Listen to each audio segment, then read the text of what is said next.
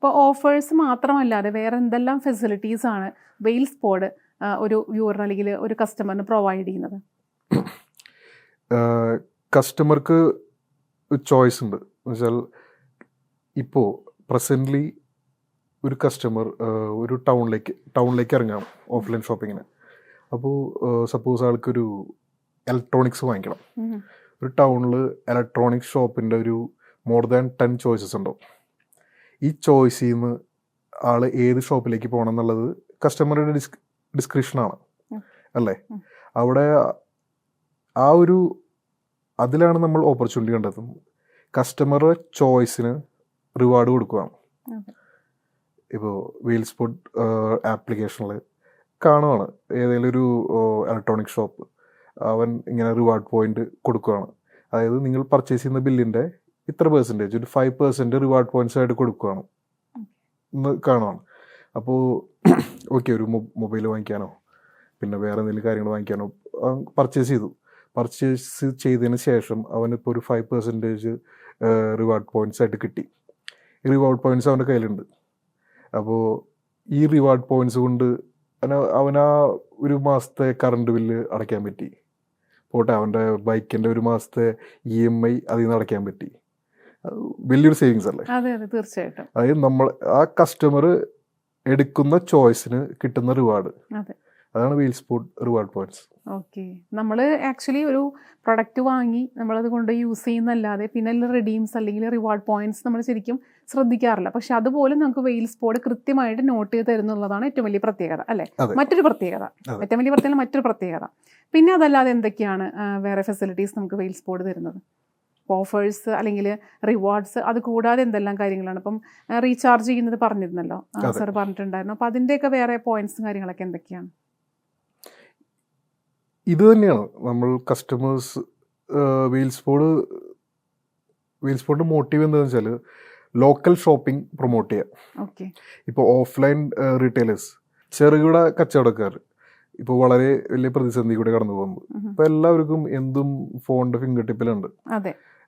Online shop ചെയ്യാം. ഉപ്പ് തൊട്ട് കർപ്പൂരം വരെ ഓൺലൈൻ കിട്ടും. അപ്പോൾ ഈ ഓൺലൈൻ റീറ്റെയിലേഴ്സും ഉണ്ട്. അവരുടെയും 15 to 18% ആണ് ഈ ഓൺലൈൻ അഗ്രിഗേറ്റേഴ്സ് വാങ്ങിക്കുന്നത്. അപ്പോൾ അവരുടെ പ്രോഫിറ്റ് മാർജിനും അവിടെ കുറവാണ്.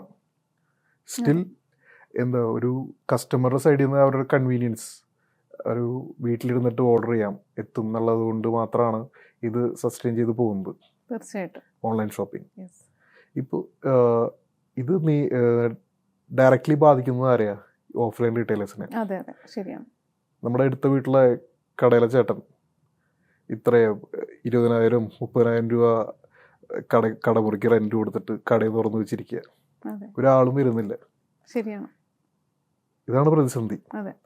ഈ പ്രതിസന്ധി തരണം ചെയ്യാനാണ് ഇവരുടെ സംഘടന ഫെബ്രുവരി 13 ഷട്ടറും പൂട്ടി എല്ലാവരും പുത്തരിക്കണ്ടം മൈതാനത്ത് പോയിട്ട് വെയിലും കൊണ്ടിരുന്നത്. അത് ഈ ഹർത്താലും പ്രതിഷേധവും എല്ലാം നഷ്ടം കൂട്ടാന്നല്ലാതെ എന്തെങ്കിലും സൊല്യൂഷൻസ് ഒന്നുമില്ല. അപ്പോൾ ഇവർ ചെയ്യേണ്ട ഒരു കാര്യമായിരുന്നു. ഇവരൊരു പ്ലാറ്റ്ഫോം ഉണ്ടാക്കണമായിരുന്നു. എന്നുവെച്ചാൽ ഇവരുടെ സെയിൽസ് പ്രൊമോട്ട് ചെയ്യാനായിട്ട് ഇവരൊരു പ്ലാറ്റ്ഫോം ഉണ്ടാക്കണമായിരുന്നു. അല്ല, ഒരിക്കലും നമ്മളൊരു ഷോപ്പ് തുടങ്ങിയിട്ടുണ്ടെങ്കിൽ നമ്മൾ സപ്പോർട്ട് ചെയ്യാനായിട്ട്, സപ്പോർട്ട് ചെയ്യാൻ വേണ്ടിയിട്ട് ഒരിക്കലും ജനങ്ങൾ അല്ലെങ്കിൽ സമൂഹം നമുക്കതിനുവേണ്ടി ഒന്നും ചെയ്യില്ല. പക്ഷെ നമ്മൾ ചെയ്യേണ്ടത് എങ്ങനെയാണോ നമ്മുടെ ആ ഒരു സംരംഭം വളർത്തിക്കൊണ്ടുവരേണ്ടത്, അതെങ്ങനെ സമൂഹത്തിന് ബെനിഫിറ്റ് ആക്കി കൊടുക്കാം എന്നുള്ളതിൽ നമ്മൾ പ്ലാറ്റ്ഫോം ഉണ്ടാക്കിയെടുക്കുകയാണ് ചെയ്യേണ്ടത്. ഞാൻ ആ ഫസ്റ്റ് ഇൻട്രൊഡക്ഷനിൽ പറഞ്ഞ പോലെ സാറിനെ പോലുള്ള ആൾക്കാരാണ് പ്രതിസന്ധികൾ അല്ലെങ്കിൽ പ്രതിബന്ധങ്ങൾ വന്നിട്ടുണ്ടെങ്കിൽ പ്രതിവിധി കണ്ടെത്താൻ ശ്രമിക്കുന്നത്. ആ ഒരു പ്രതിവിധിയെല്ലാം നമ്മൾ വെയിൽസ് പോഡിലേക്ക് എത്തി നിൽക്കുന്നത് അല്ലേ? തീർച്ചയായിട്ടും. സാർ, ഇപ്പോൾ വെയിൽസ് പോഡ് എന്ന് പറയുന്ന ആ ഒരു ആപ്പ് ഒരു സാധാരണക്കാരന് എങ്ങനെ യൂസ് ചെയ്യാൻ പറ്റും? എന്തെല്ലാം ബെനിഫിറ്റ്സ് ആണ് നമുക്ക് സാധാരണക്കാരനിൽ നിന്ന് കിട്ടുക? ഒരു സാധാരണക്കാരന് വെയിൽസ് പോഡ് ഡൗൺലോഡ് ചെയ്ത് കഴിഞ്ഞാൽ അവൻ്റെ അടുത്തുള്ള കടകളിലത്തെ ഓഫേഴ്സ് എല്ലാം കാണാം.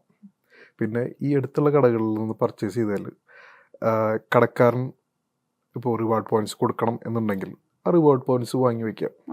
ഒരു സാധാരണക്കാരൻ ഒരു മാസത്തിൽ എത്ര തവണ കടകളിൽ കയറും? ഒരുപാട് വട്ടം. ഈ അവൻ ഏത് കടയിൽ കയറണം എന്നുള്ള ചോയ്സിന് അവന് റിവാർഡ് കിട്ടുവാണെങ്കിൽ ആ റിവാർഡ് പോയിന്റ്സ് കളക്ട് ചെയ്ത് വെച്ചിട്ട് അവൻ്റെ ഒരു മാസത്തെ യൂട്ടിലിറ്റി ബിൽസ് എന്തെങ്കിലും പേ ചെയ്യുകയാണെങ്കിൽ അതൊരു വലിയ ബെനിഫിറ്റാണ്. അതെ, ഒരു മിഡിൽ ക്ലാസ് പോട്ടെ, ഒരു അപ്പർ മിഡിൽ ക്ലാസ് ഫാമിലിക്ക് പോലും അതൊരു വലിയ ആശ്വാസമായിരിക്കും. അതെ, അതെ, തീർച്ചയായിട്ടും. സർ, വെയിൽസ് പോഡ് എന്നാണ്, ഏതൊരു ടൈമിലാണ് ഇത് ശരിക്കും ലോഞ്ച് ചെയ്തിരിക്കുന്നത്? Last December. ഓക്കെ. അപ്പം ഇപ്പം ഈ ഒരു ജസ്റ്റ് കുറച്ച് മാസങ്ങൾക്കുള്ളിൽ എത്രത്തോളം ഡൗൺലോഡ്സ് അതിലുണ്ടായിട്ടുണ്ട്? More than 5,000 downloads. More than 5,000 downloads ഉണ്ടായിരുന്നല്ലോ. That's a great thing. Because ആ ഒരു ചെറിയ ടൈം സ്പാനിനുള്ളിൽ ഇത്രയും വരുന്നുണ്ടെങ്കിൽ അത്രയും ക്വാളിറ്റി വെയിൽസ് പോഡ് കൊടുക്കുന്നത് കൊണ്ടാണ് തീർച്ചയായിട്ടും അത്രയും കസ്റ്റമേഴ്സിൽ വന്നിരിക്കുന്നത്. ഇനി ഇതിലേക്ക് ഡൗൺലോഡ് ചെയ്യുമ്പോൾ, ഇത് ഡൗൺലോഡ് ചെയ്തിട്ടുണ്ടെങ്കിൽ ഒരു ഷോപ്പ് അത് രജിസ്റ്റർ ചെയ്യാനായിട്ട് എന്തൊക്കെയാണ് ചെയ്യേണ്ടത്? നമുക്ക് 2 ആപ്ലിക്കേഷൻസ് ഉണ്ട്. ഒന്ന് വെയിൽസ് പോഡ് എന്ന കസ്റ്റമർ ആപ്ലിക്കേഷനും വെയിൽസ് പോഡ് ഷോപ്പ് എന്ന വെൻഡറുടെ ആപ്ലിക്കേഷനും, ഷോപ്പ് ഓണേഴ്സിൻ്റെ ആപ്ലിക്കേഷനും. ഒരു ഷോപ്പ് ഓണർക്ക് അവരുടെ ഷോപ്പ് രജിസ്റ്റർ ചെയ്യണമെങ്കിൽ വെയിൽസ് പോഡ് ഷോപ്പ് ഡൗൺലോഡ് ചെയ്യാം. അതിൽ ഷോപ്പിൻ്റെ ഡീറ്റെയിൽസും കാര്യങ്ങളെല്ലാം കൊടുത്തു കഴിഞ്ഞ് ഒരു ഷോപ്പ് രജിസ്റ്റർ ചെയ്യാം. അതിനുശേഷം ആൾക്ക് ഓഫേഴ്സ് കാര്യങ്ങൾ പോസ്റ്റ് ചെയ്യാം. പിന്നെ റിവാർഡ് പോയിന്റ്സ് കൊടുക്കുന്നത് എത്ര കൊടുക്കണം എന്നുള്ളത് അവന് തീരുമാനിക്കാം, കൊടുക്കാം. പിന്നെ സിമ്പിൾ ആയിട്ടുള്ള പ്രൊസീജിയേഴ്സ് ആണല്ലേ? വളരെ സിമ്പിൾ ആയിട്ടുള്ള പ്രൊസീജിയേഴ്സ്. പിന്നെ ഈ വെയിൽസ് പോഡിലും വെയിൽസ് പോഡ് ഷോപ്പിലും നമ്മൾ യാതൊരു തരത്തിലുള്ള സെൻസിറ്റീവ് ഡാറ്റാസും നമ്മൾ കസ്റ്റമറുടെ കയ്യിൽ നിന്ന് വാങ്ങിക്കുന്നില്ല. ബാങ്ക് ഡീറ്റെയിൽസോ അങ്ങനെ ഒരു കാര്യങ്ങളും വാങ്ങിക്കുന്നില്ല.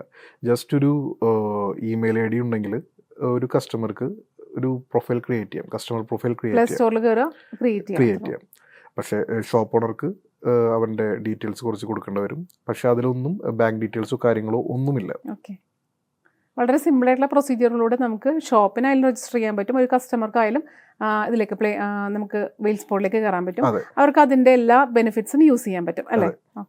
ഇതിന് പിന്നെ വേറെ നമ്മുടെ കോമ്പറ്റീറ്റേഴ്സ് പോലെ യാതൊരുവിധ സബ്സ്ക്രിപ്ഷൻ കോസ്റ്റോ കാര്യങ്ങളോ ഒന്നുമില്ല.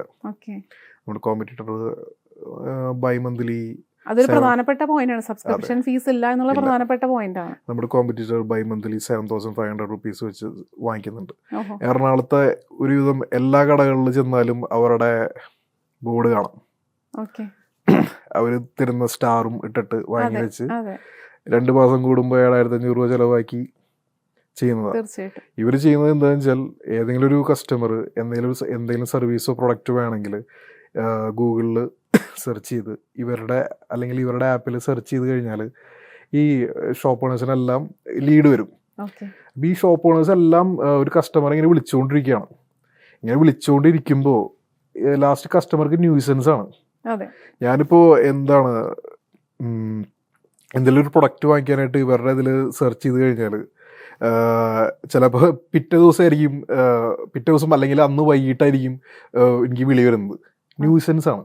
അപ്പം അതുകൊണ്ട് കസ്റ്റമേഴ്സിന് അതൊരു അവേർഷൻ ആയിക്കൊണ്ട് അത് സൈഡ് ലൈൻ ചെയ്ത് കഴിഞ്ഞു, ആപ്ലിക്കേഷൻ സൈഡ് ലൈൻ ചെയ്ത് കഴിഞ്ഞു.